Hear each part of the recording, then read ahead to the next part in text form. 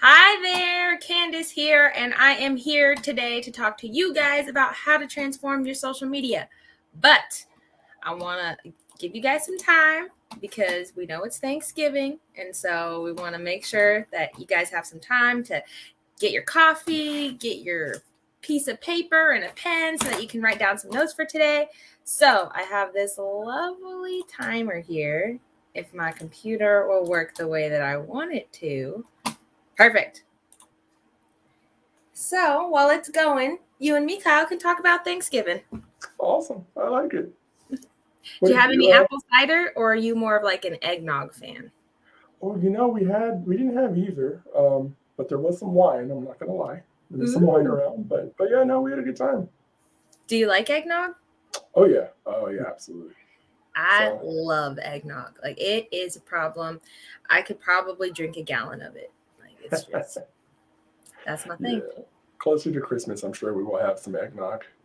Oh, see, my eggnog thing goes along with my birthday. So my birthday is November 1st, and that's the first day that they really start selling eggnog. Mm. So I am like chugging it from November 1st till like I think January 15th is when they stop. So the 4 months. Y'all know what I'm doing. I got you. All right, we got 5 seconds left, guys, and then we're gonna go live. We're like, it's time. All right. Well, hey there. I am super excited that you guys decided to tune in today. Like I said, we are doing how to transform your social media today. We're going to be talking a lot about some problems that we see small business owners facing and how to turn them around. But today I have my lovely special guest, Kyle, here. Kyle, will you give us, I don't know, an idea of some of the problems that you think small business owners face? Yeah, sure. Hello, everybody. I think the biggest problem owners face with social media is engagement. Everybody knows that they have to be on social media, but they don't really know what to do once they get there. Yes. And today we are giving you guys the opportunity to change that. But first things first, Kyle, if somebody is tuning in right now, they're with us, they're like, all right, I know I need to do something different with my social media, and I've been meaning to do something different, but I just don't know where to start. What would be the first step for them? I think I like to approach social media as a virtual word of mouth. I think it's a way to share and engage with customers that are already fans of your business. You share things with them that you're doing in your local community as well as the business itself. We know that a lot of our younger working generation wants to do business with people that they can relate to and a cause that they can get behind. It's really your advantage over the larger box stores that you're competing with.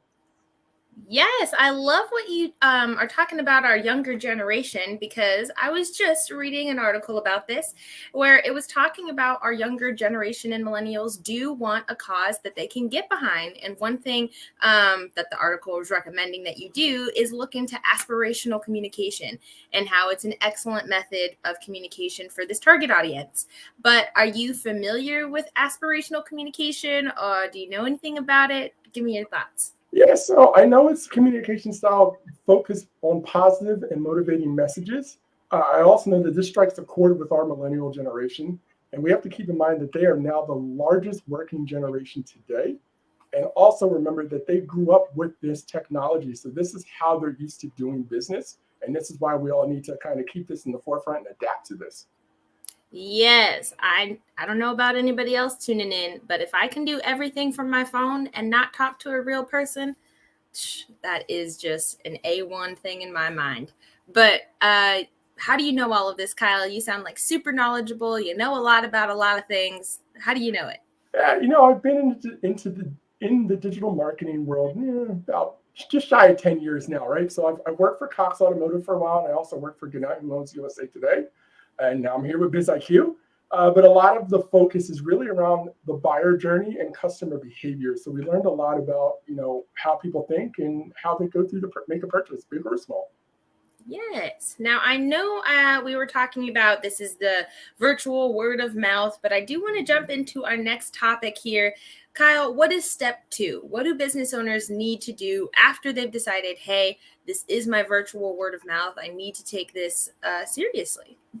Yeah. So the second step is to stay active with your feed. I've seen a lot of businesses that just they start and then they fall off, and you might not see a post for 6 months or longer. It's a good idea to keep a regular posting schedule and definitely stay consistent. I know a lot of people will wonder, how can I keep posting about a specific product or service that I provide? And the answer is you don't always have to. You need a good mix of different posts, and you want it to feel natural. Some examples would be like, post about a job site, an employee of the month. Reshare positive posts of your customer using your product or service. Encourage your customers to tag you in reviews.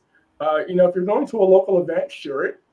Post about what you're doing with, what you're doing locally in the community. And, even random silly pictures with your staff is always a fun thing. You can throw some humor in there too. All of this puts the human factor back on top in this digital world.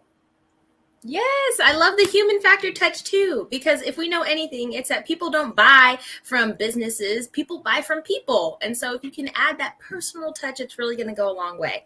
But I really want to touch on something that you said earlier. We were talking about engagement. If there is a business owner out there who is doing everything that they can on social, they're putting up the employee of the month, their specials, all of that fun stuff, but they just aren't receiving the engagement that they want. Do you have any tips or tricks for those? Yeah, a couple of things you can do, right? Like number one, I love to tell people get your employees involved. Kind of see what they're thinking of, what they're seeing, and some ideas they may have to get more engagement. Another thing is definitely think through like an FAQ. So ask them what types of questions they may get from customers, and maybe we can apply some general posts about those answers. That way, more people looking for that will find you and read those and start to engage with you. Yes. Now, just a quick review. Tip 1 was get on social media and use it to establish yourself as a member of the community. Tip number 2 was stay active with it. So make sure that you're posting on a regular schedule. BizIQ personally, we do Monday through Friday, so it would be a nice one to follow. But Kyle, before we head out here, give us one final pro tip. Sure. So here's the big one. When it comes to generating leads, social media is actually a great companion with some of the other tactics you are using to build your lead funnel. It's a great way to connect with your audience, local community, and build virtual relationships. Once you establish your presence as an expert in your field, which is very important, and you put a local face to your brand, people are going to go to you for solutions over and over again. This helps them become high quality, repeat business, and that is exactly what you want. Those people are also going to share with other people that have similar questions and say that you are the best place to go for a solution. I see that virtual word of mouth working over there. Absolutely.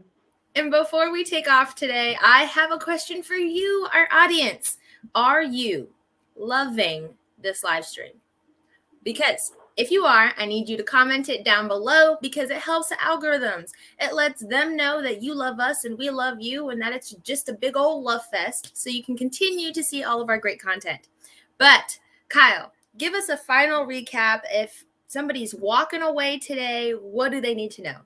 Yeah, so what you want to do, right? You want to post organically. You want to post about what's going on in your shared community and things that relate to your business. You want to create a posting schedule. This is really important. You want to stay current. You want to stay consistent. You want to make sure that you have, continued and new content coming up regularly.